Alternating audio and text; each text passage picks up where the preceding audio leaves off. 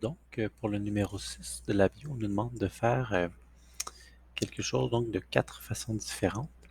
Donc, on nous demande de prendre une commande tableau et d'ajouter une valeur provenant d'une autre commande à tous les éléments du tableau, puis présenter le résultat dans un indicateur tableau. Donc, en fait, c'est quelque chose qu'on peut faire facilement sans utiliser de book for ni de book while. Je vais vous le montrer à l'instant. Donc, je vais fermer numéro 5 et le view numéro 6 de notre projet. Donc, on va faire fichier nouveau VI. On va tout de suite sauvegarder mon dossier laboratoire 3, donc numéro 6 ici. Ensuite, je vais me faire donc CTRL-T. Donc, on nous demandait donc d'avoir une commande tableau. Je peux tout de suite me prendre une commande numérique ici. J'ai mon conteneur de tableau, donc je peux juste glisser mon numérique dans tableau. Donc, ça, c'est ma commande tableau. Pour l'agrandir, je prends juste ici le. J'aurais pu juste double-cliquer comme ça, ou j'aurais pu également me mettre avec l'icône comme ça pour agrandir le tableau. Je peux l'agrandir dans les deux directions. Je peux tableau 1D, je peux l'agrandir comme ça ou comme ça. Je choisis la représentation, ça ne change rien. Donc je vais le mettre dans ce sens-là. Je trouve que c'est plus pratique quand on est justement avec les fenêtres là, en mode d'affichage. Ça s'appelle en mosaïque verticale. Ça compte en mosaïque verticale, c'est mieux. Donc ça c'est mon tableau. Ça c'est donc le nombre additionné. Donc je vais l'appeler le nombre tout simplement. On va avoir un indicateur tableau, mais ça on va le faire tantôt. Donc je pourrais tout de suite mettre dans mon tableau 12, 5, 8, 7. Vous mettez la valeur que vous voulez. Là. Et donc j'ai 6 éléments à mon tableau. Donc l'élément à la position 0, 1, 2, 3, 4, 5. Ici, ce petit élément-là ici, c'est simplement donc l'indice. Donc c'est l'élément qui me dit à partir de quel indice on affiche le tableau. Donc j'affiche à partir de l'indice 0 qui est ici. Si j'affichais à partir de l'indice 1, on verrait juste le nombre 5.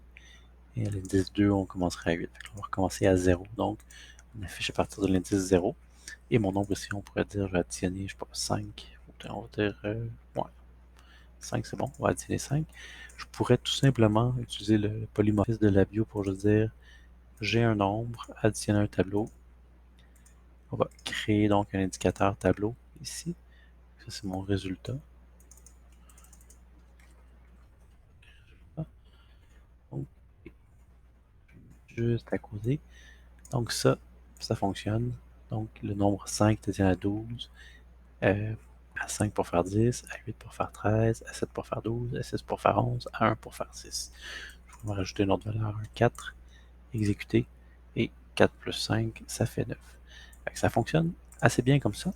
Bref, nous, on va se compliquer un petit peu la vie pour commencer à travailler avec les boucles, donc aller directement donc avec la première façon de le faire.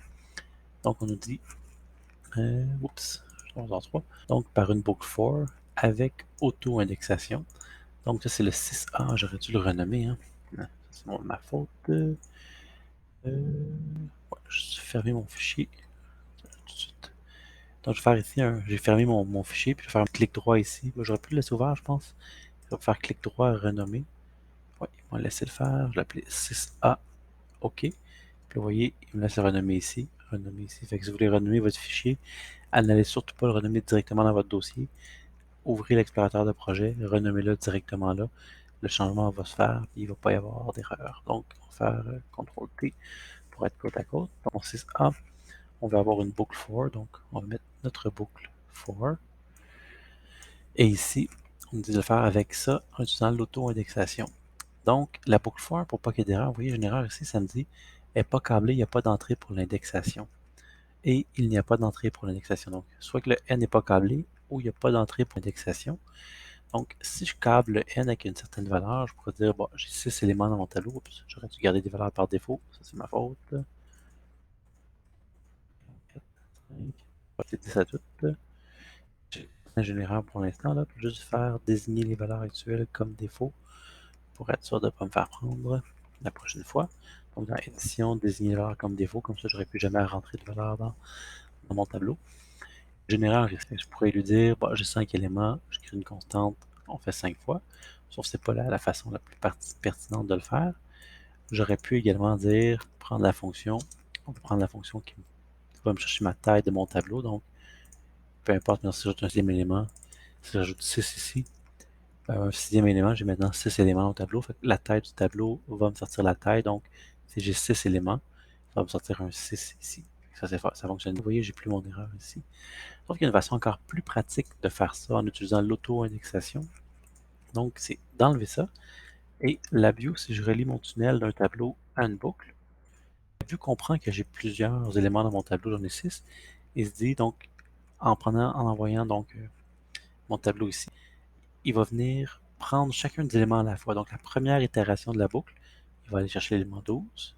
La deuxième itération de la boucle va venir chercher l'élément 45, et ainsi de suite. Puis vous voyez, par exemple, je peux l'afficher, je vais faire un clic droit, créer indicateur.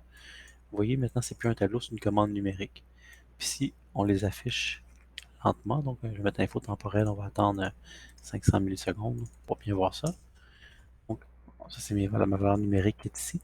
On va juste venir défiler les valeurs 12, 45, 5, 44, 6. Puis là, on va venir chercher les valeurs une à la fois. Donc, juste enlever mon indicateur. Lorsqu'on comprend ce qui sort du fil ici, c'est les valeurs du tableau une à la fois. Donc, je pourrais venir les additionner à mon nombre ici. Là, mon nombre, je pourrais le mettre soit à l'intérieur ou à l'extérieur. Ça ne change rien parce que je ne vais pas le changer en cours d'exécution du VI. Sauf si la seule différence que le code comporte, c'est si jamais ça prend du temps. Ici, par exemple, j'attends un certain temps, donc attendre, ça veut dire qu'il y a une constante, on va attendre 500 millisecondes.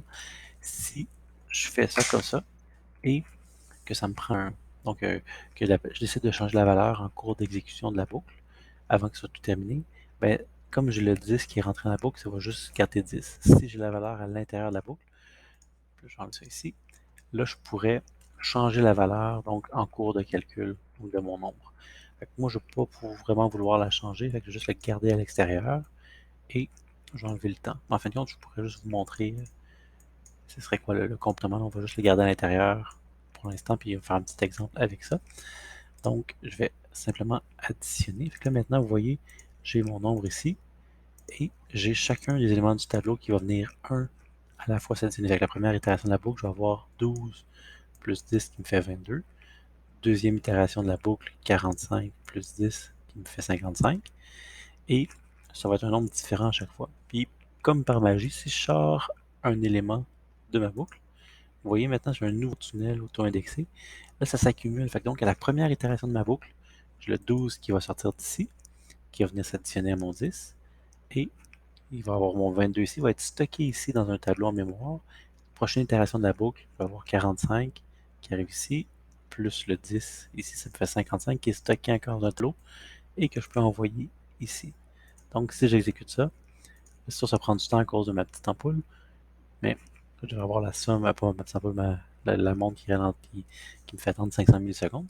Vous voyez donc, j'ai tous les éléments de 10. Puis tantôt, ce que je vous disais, si vous le mettez à l'intérieur, puis qu'on prend un certain temps à exécuter, si je change la valeur, il va changer en cours de route. Là, je pourrais, par exemple, exécuter, puis changer la valeur en cours de route pour 20.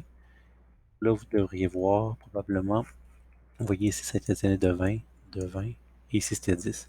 Donc, moi, pour ce code-là, je ne voulais pas vraiment changer en cours de route, donc on va le mettre à l'extérieur, donc notre nombre, puis en fin de compte, on va juste enlever le temps, puis ça va s'exécuter quasi instantanément. Là, pour la bio, c'est assez rapide de faire ça, donc il a additionné 20 à tous les éléments de mon tableau. Si je change ça à 5, donc j'ai additionné 5 à tous les éléments du tableau.